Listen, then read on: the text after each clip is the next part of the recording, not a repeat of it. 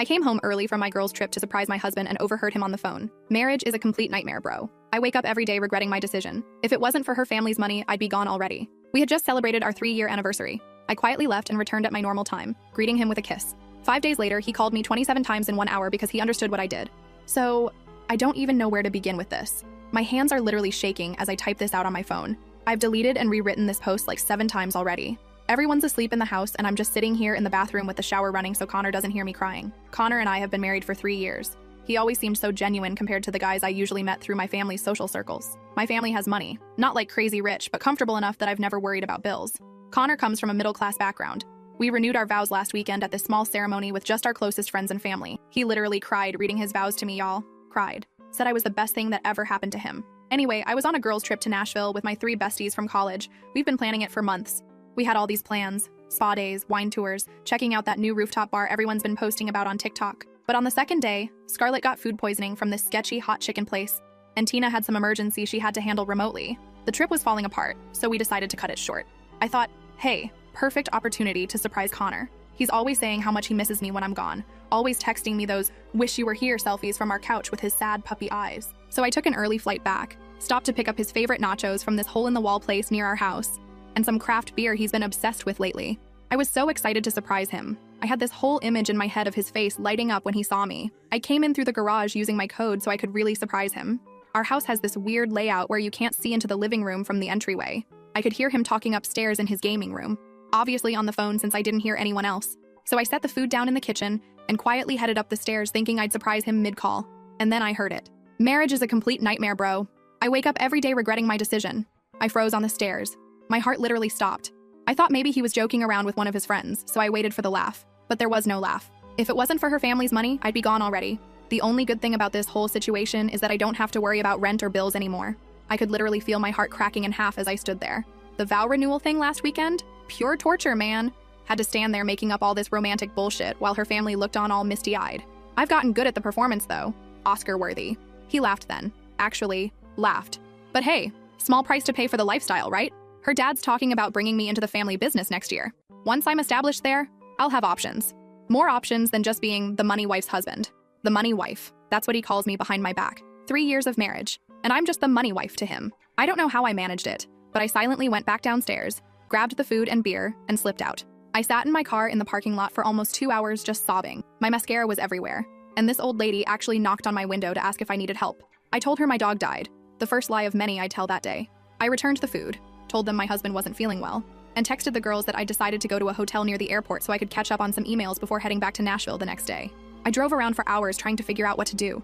Every memory of our relationship was replaying in my head with this new horrible filter.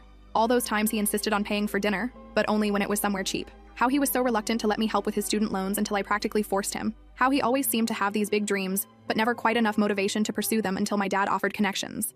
Our anniversary gift from his parents was this engraved wooden sign for our entryway that says, "Where your story begins." I literally stared at it this morning while drinking coffee and thinking our story was just beginning its next chapter. But it turns out our story was actually just a financial transaction for Connor. I decided to go back to Nashville. I spent the next 3 days pretending everything was fine with my girlfriends, even though I was dying inside and probably drank way too much wine every night, then came home at my originally scheduled time, and I greeted him with a kiss. I looked into the eyes of the man who called our marriage a nightmare and kissed him hello like nothing was wrong. I've been living this lie for 5 days now. 5 days of sleeping next to someone who apparently regrets waking up next to me every morning. 5 days of analyzing every interaction we've ever had, wondering what was real and what was part of his Oscar-worthy performance. I've been checking our accounts. Turns out Connor has been making these weird withdrawals.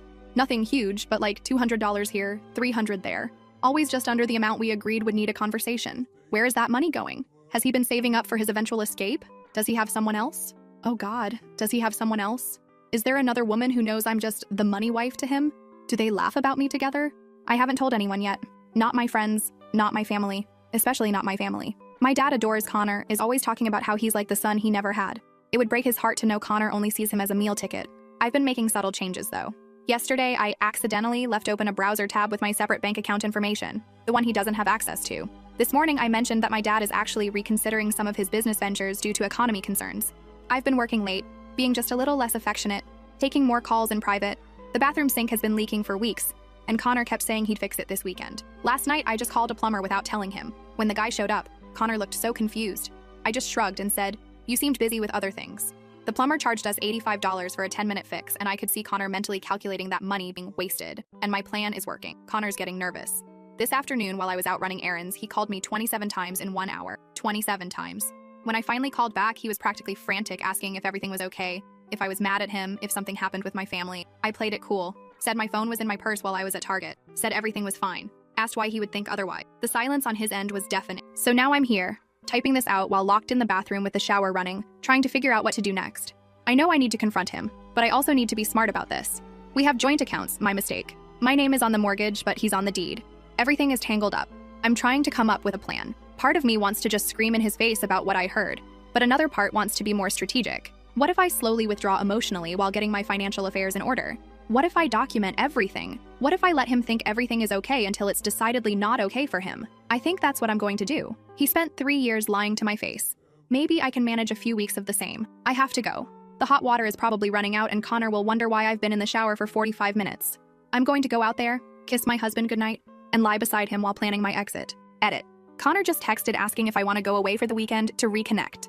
The audacity of this man. Will update when I can. First update.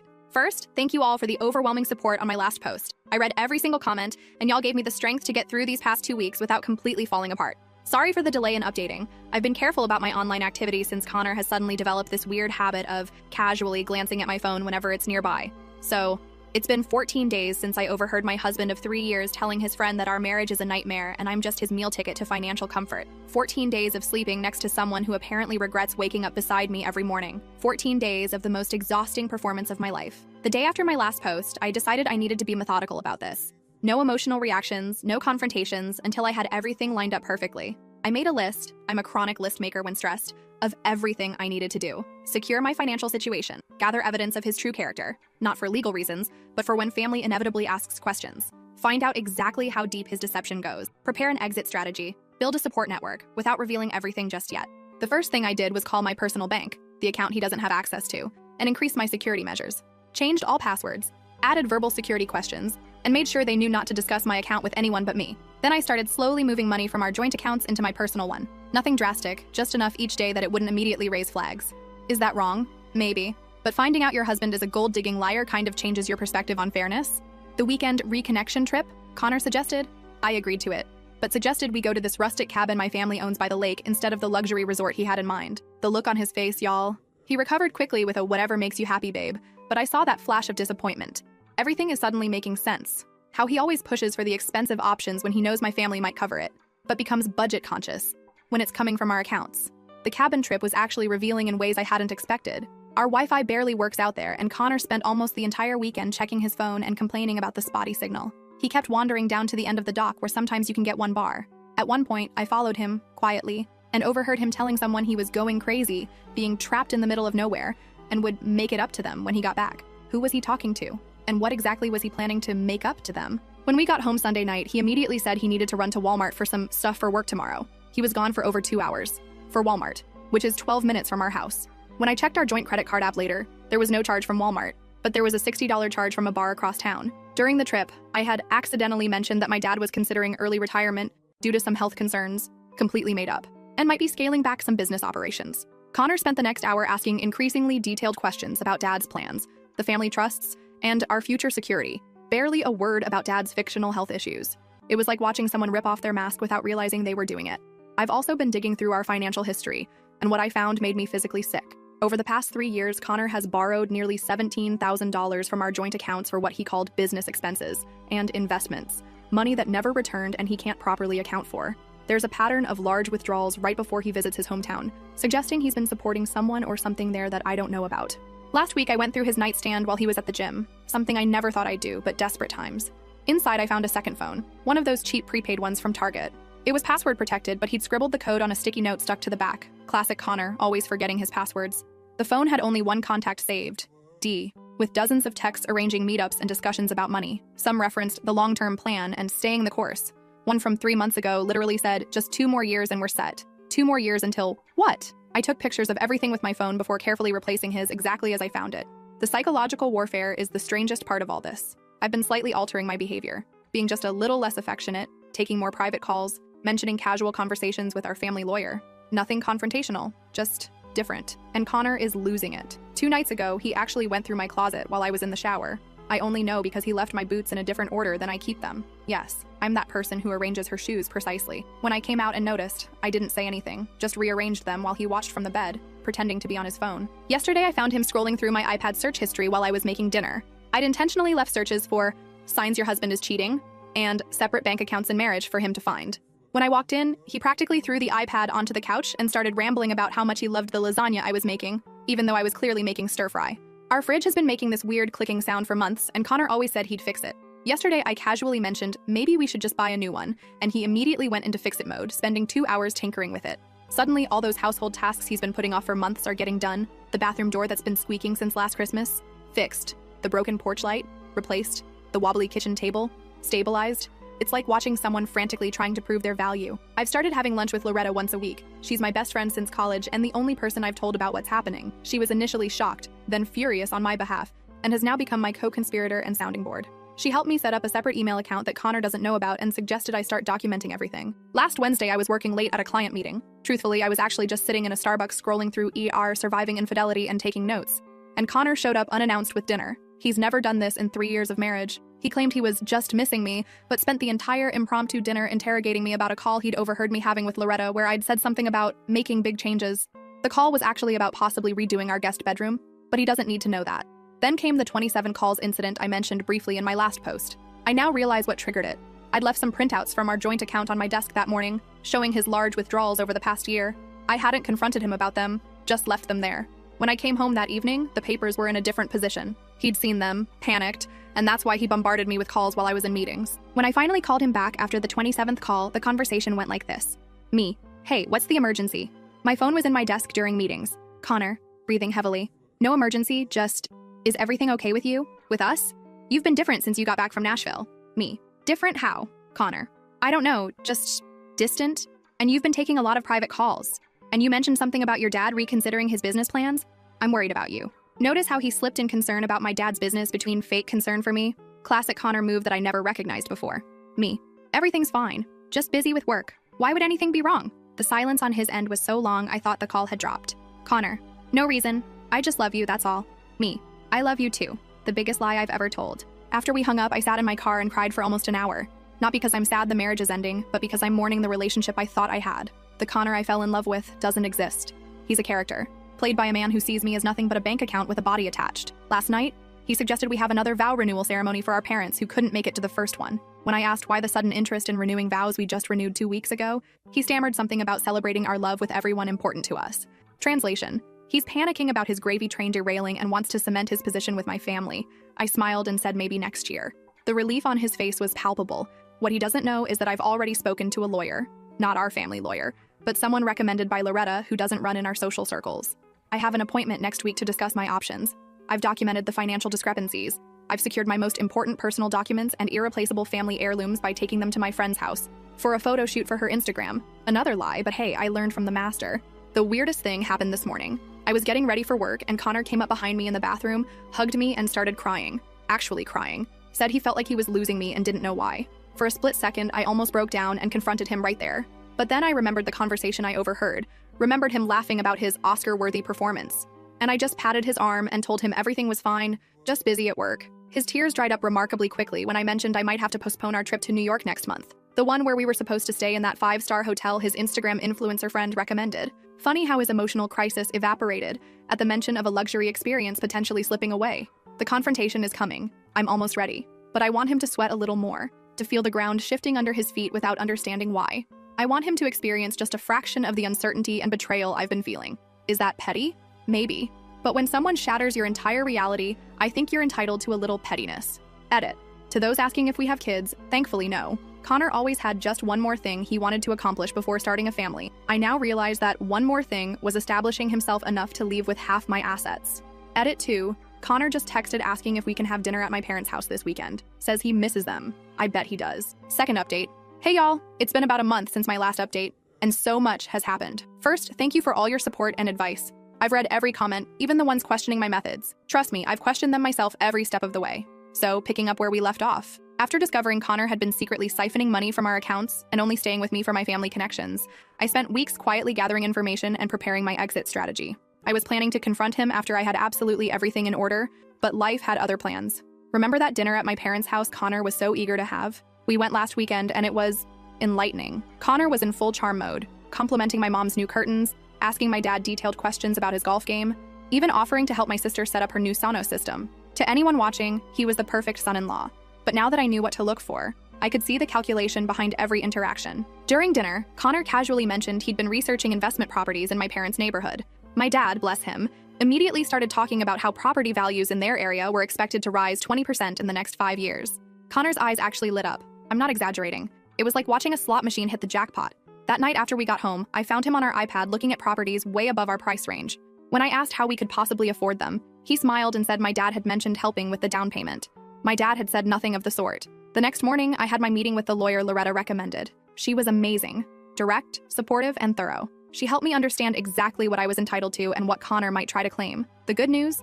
Our prenup does offer some protection, though not as much as I'd like. The better news? The financial forensics revealed a pattern of deception that could potentially invalidate portions of the prenup. While I was meeting with the lawyer, Connor was apparently having a complete meltdown at home. I'd left my laptop open that morning with a browser tab showing flights to my cousin's place in California, part of my exit strategy planning. When I got home, Connor had prepared an elaborate dinner with my favorite everything: wine, candles, the works. He was trying so hard to be charming, but there was this desperate edge to everything. His hands were actually shaking when he poured the wine. During dinner, he kept dropping these bizarre comments about how much he loves our life together, how grateful he is for me, not my family, specifically me, and how he's never been happier. It was like watching someone perform a role they hadn't quite learned all the lines for. Then came the bombshell. He suggested we start trying for a baby, right now. This from the man who has spent 3 years finding excuses to delay starting a family. I nearly choked on my wine. I asked why the sudden change of heart. Connor gave me this speech about realizing what truly matters in life, and how he's finally ready for the next step in our journey together. He actually got teary-eyed, y'all. Oscar-worthy indeed. I smiled and said, "That's quite a coincidence, because I've been doing some thinking about our future too." The hope that flashed across his face was almost sad. I continued, "In fact, I've been reflecting a lot on our relationship since I got back from Nashville." The hope vanished, replaced by something closer to panic. He reached for his wine glass so quickly he nearly knocked it over. He asked what kind of reflections. That's when I decided to start laying my cards on the table. Not all of them, but enough to watch him squirm. I said I'd been thinking about honesty in marriage, about what people really want versus what they say they want. Connor's face went so pale I thought he might pass out. He asked what that meant. Instead of answering directly, I asked if he remembered what he said in his vows at our renewal ceremony about how meeting me was the best thing that ever happened to him. He nodded, attempting a smile that looked more like a grimace. I asked if he meant it. "Of course I did," he said, reaching for my hand across the table. "I meant every word."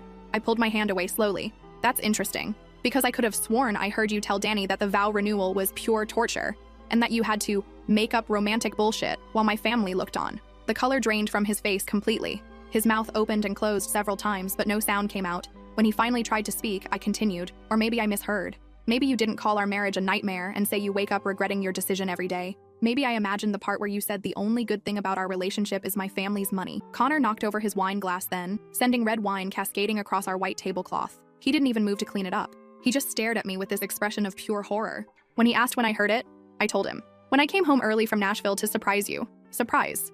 Baby, you completely misunderstood," he started, his voice taking on that soothing tone he uses when he thinks I'm being emotional. "I was just venting to Danny about a rough patch. Everyone says things they don't mean when they're frustrated." "A rough patch?" I repeated. "Interesting. And which part was the misunderstanding? The part where you called me the money wife? Or the part where you said you're only sticking around until you're established enough to have options?" His face went from pale to gray. He clearly hadn't realized how much I'd heard. He stammered that it was taken completely out of context. "Then please, Connor, explain the context where telling your friend our marriage is a nightmare and you're only with me for financial gain makes sense." He couldn't, of course. Instead, he switched tactics, going from denial to tearful apology in seconds flat. He claimed he'd been going through a personal crisis when I overheard him, that he didn't mean any of it, that he loved me more than anything. I just sat there watching this performance with new eyes. All the things I used to find sincere, the tender glances, the earnest declarations, the vulnerable moments, now looked like carefully calculated moves in a long con. "Are you leaving me?" he finally asked. "I haven't decided yet," I lied. Of course I had decided, but he didn't need to know that yet. What followed was 2 weeks of the most exhausting emotional manipulation I've ever experienced. Connor pulled out all the stops. He sent flowers to my office every day with increasingly desperate notes. He contacted my parents claiming he was worried about my sudden change in behavior. He suggested couples therapy, rich coming from someone who thought our marriage was a nightmare. He even reached out to Loretta trying to get her to talk some sense into me. The most telling part? During his campaign to save our marriage, he never once mentioned my family's financial situation.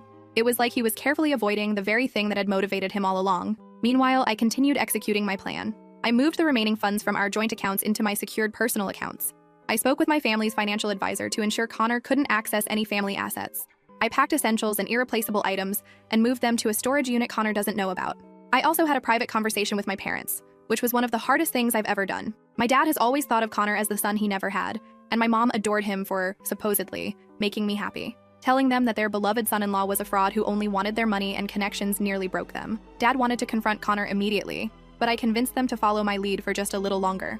The dishwasher broke down 3 days ago. Perfect timing, right? Connor immediately volunteered to call someone to fix it, which was unusual since he normally complains about repair costs. I said we should just buy a new one, and he agreed without even asking about the price. He's desperately trying to appear unconcerned about money now. Last night, we attended a dinner party at my friend Scarlett's new house. Connor has always found Scarlett a bit much, his words, with her loud personality and unfiltered opinions. But last night, he was hanging on her every word, laughing at all her jokes, even complimenting her TikTok dance videos that he's previously called embarrassing at her age. Halfway through dinner, Scarlett's boyfriend Lucas, who knows nothing about my situation, casually mentioned a news story about a guy who had scammed his wealthy wife for years. Everyone laughed about what an idiot the man was to think he could get away with it. Everyone except Connor, who suddenly became very interested in his mashed potatoes. When Lucas asked him what he thought about the story, Connor muttered something about not all relationships being what they seem on the surface. The table went quiet. I could feel Scarlett looking at me, confused by the sudden tension. I just smiled and asked her to pass the salt. On the drive home, Connor was unusually quiet. When we pulled into our garage, he turned to me with this desperate look and asked if everything was really okay between us. I told him I didn't know what he meant. He said things had felt off for weeks, and he couldn't shake the feeling that something was terribly wrong. I looked him straight in the eyes and said, "Maybe you should check your conscience if you're feeling that something's wrong." He flinched like I'd slapped him. This morning, I found him going through our wedding album, something he hasn't looked at in years. He claimed he was feeling nostalgic, but the panic in his eyes told a different story. He's trying to find clues about how much I know and what I'm planning to do about it. I've scheduled a meeting with my parents and our family financial advisor for tomorrow. Connor thinks it's about some routine trust matter, but it's actually to formally remove him as a beneficiary from several accounts and to discuss the implications of our upcoming divorce. I've already warned my parents to act normal until after the meeting. I'm not even angry anymore. I'm just tired. Tired of the performance, tired of watching him scramble to maintain his facade, tired of pretending I don't know our entire marriage has been a business transaction to him. Tonight, Connor suggested we take a second honeymoon to reconnect. He showed me pictures of this ridiculously expensive resort in Bali on his phone, talking about infinity pools and private beaches. The old me would have been thrilled. The new me just wondered how much of my family's money he was planning to spend on this last-ditch effort. I smiled and told him it sounded lovely, but maybe we should talk about it after the meeting with my parents tomorrow. The relief on his face was immediate. He clearly thinks he's still got time to fix whatever's broken. He doesn't realize that by this time tomorrow, his carefully constructed world will be in pieces. The meeting with my parents and the financial advisor is scheduled for 10 a.m. By 11, he'll know that I've known everything for weeks. By noon, he'll be faced with the reality that the gravy train has not only stopped, but is reversing course at high speed. Edit. Connor just texted asking if I want sushi for dinner tonight. Says he wants to treat me to something special before our big financial meeting tomorrow. If he only knew. Last update. Hey Reddit family. I want to start by thanking every single one of you who supported me through this journey. Your comments, messages, and advice helped me find strength on days when I felt like I was drowning. I promised a final update when everything was settled, so here it is. The conclusion to my story. So, that meeting with my parents and the financial advisor, it went exactly as planned. And Connor's face when he realized what was happening is something I'll cherish forever. We all sat down in my dad's home office. Me, Connor, my parents, and Mr. Bradshaw, our family's financial advisor since I was a kid. Connor was all smiles, probably thinking this was his chance to cement his position in the family finances. Dad started by asking Connor if there was anything he wanted to tell us before we began. Connor looked confused but said no. Everything was great. Dad nodded and then pulled out a folder containing printouts of Connor's secret withdrawals from our joint account, screenshots of text messages to Dee about the long-term plan and the coup de grace, a transcript of the phone call I'd overheard where he called our marriage a nightmare. Y'all should have seen Connor's face. It was like watching someone's entire world collapse in slow motion. He went from confused to shocked to panicked to calculating in about 10 seconds flat. He immediately tried to claim it was all a misunderstanding, that he'd been going through a rough time and had said things he didn't mean. Mom, who had been quietly seething since I told her everything, finally lost it. She called him a gold-digging parasite and said she'd never been so disappointed in her judgment of character. Connor actually tried to appeal to her, saying they'd always had such a special bond and that she knew the real him. Mom just laughed and asked which version was the real him, the one who called his marriage a nightmare or the one who cried during his vow renewal. The meeting ended with Mr. Bradshaw explaining that Connor had been formally removed from all family accounts, trusts, and business interests. Dad informed him that divorce papers would be delivered to him that afternoon and that he had 24 hours to remove his personal belongings from our house. Connor's final play was turning to me with tears in his eyes. Actual tears. The man deserves an Emmy. And asking if I was really going to throw away 3 years of marriage over one stupid conversation. I looked him straight in the eyes and told him I wasn't throwing away anything. He'd already done that when he decided I was nothing but a meal ticket. The divorce process itself was surprisingly quick. It turns out when one party has overwhelming evidence that the other entered the marriage under fundamentally fraudulent pretenses, and said party has the resources for good lawyers, things can move efficiently. Connor fought it at first, demanding half of everything, including future interest in my family's business. His initial counteroffer was so outrageous, even his own lawyer looked embarrassed.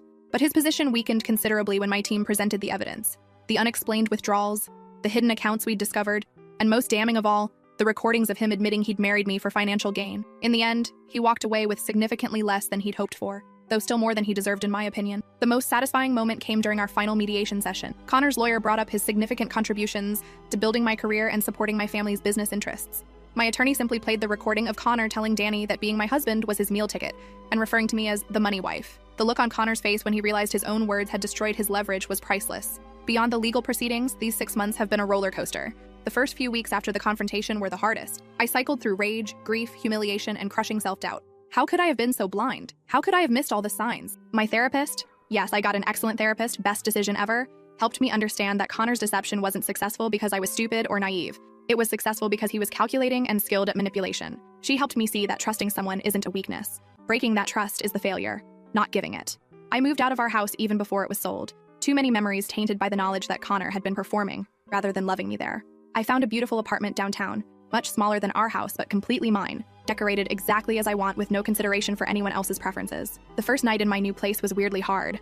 I'd been so focused on the logistics, setting up utilities, changing my address on Amazon, figuring out where all my random kitchen gadgets should go, that I hadn't prepared for the emotional impact. I've been rediscovering parts of myself that had gradually disappeared during my marriage. Remember how Connor always said my laugh was too loud in public? Last week I snorted laughing at a TikTok while waiting in line at Starbucks and didn't even think to apologize. Baby steps, right?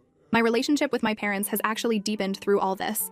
Dad apologized to me, which caught me completely off guard. He said he worried that growing up with wealth had made me a target, and that he should have better prepared me for people who might see me as an opportunity rather than a person. It was the most vulnerable conversation we've ever had. Mom has gone full mama bear mode, checking in on me daily and sending me articles with titles like 10 signs that man is just after your money and how to spot a gold digger. It's a bit much, but I appreciate the sentiment. She's also set me up on 3 blind dates already, all with men she's personally vetted for financial independence. I've declined them all. I'm nowhere near ready to date again, but her heart's in the right place. My friends have been incredible, especially Loretta and Scarlett, who have shown up for me in ways I can never repay. Tina, unfortunately, sided with Connor initially. They had been friends before Connor and I met, and she believed his version of events. The strangest part has been running into mutual friends who don't know the whole story. Last week, I bumped into Connor's friend Danny, yes, that Danny who he was talking to on the phone, at Target. He did this weird half wave, then pretended to be really interested in paper towels. I just smiled and kept walking. Later, I saw him watching me from the parking lot as I loaded my car. It was clear Connor had told him some version of events that painted me as the villain. Whatever. I don't have the energy to care what Connor's bros think anymore. Last month, Connor actually showed up at my apartment unannounced. He said he wanted to talk, to explain himself. I told him he'd had 3 years to be honest with me, and I wasn't interested in whatever story he'd crafted now. He tried to hand me a letter, which I refused to take. He left it in my mailbox anyway. For a moment, I considered burning it unopened, but curiosity won out. It was a strange mix of apology and justification. He claimed he truly had grown to love me despite his initial motivations, that he regretted his words to Danny, that he missed us, and the life we had built. I read it once, then shredded it without responding. His words have no power over me anymore. According to Loretta's cousin, who works at that fancy steakhouse downtown, Connor is now dating the daughter of one of my dad's business associates. She's been warned, of course, but has decided Connor is misunderstood, and that I clearly did something to provoke his behavior. Some lessons have to be learned firsthand, I suppose. I've also gotten really into cooking, something Connor always dominated in our relationship. Last night, I made this amazing mushroom risotto that actually turned out edible. Progress. Do I still have bad days? Absolutely. Sometimes I wake up furious that I gave 3 years of my life to someone who saw me as nothing but a bank account. Sometimes I worry about trusting anyone romantically again. Sometimes I still replay conversations and interactions, looking for signs I should have seen. The divorce was finalized last month, 47 days faster than average for our county.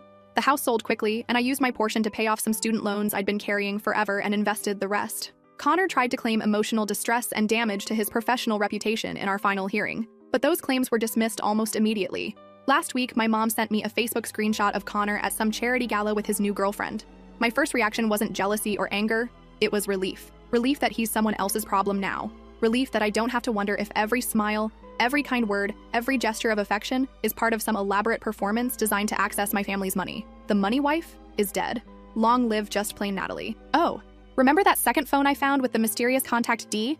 Turns out D stands for Denise, Connor's ex-girlfriend from college, who conveniently reached out to him 6 months after our wedding. Apparently, they'd been in contact the entire time we were married, with Connor sending her money regularly and promising they'd be together once the plan was complete. She attached screenshots of their conversations as proof, including one where he told her our vow renewal was the last hurdle before they could move to phase 2. I wasn't even angry when I read her message. I just felt sorry for her. She actually believes she's special, that he wouldn't do to her what he did to me. I sent her back one message. Good luck. You'll need it.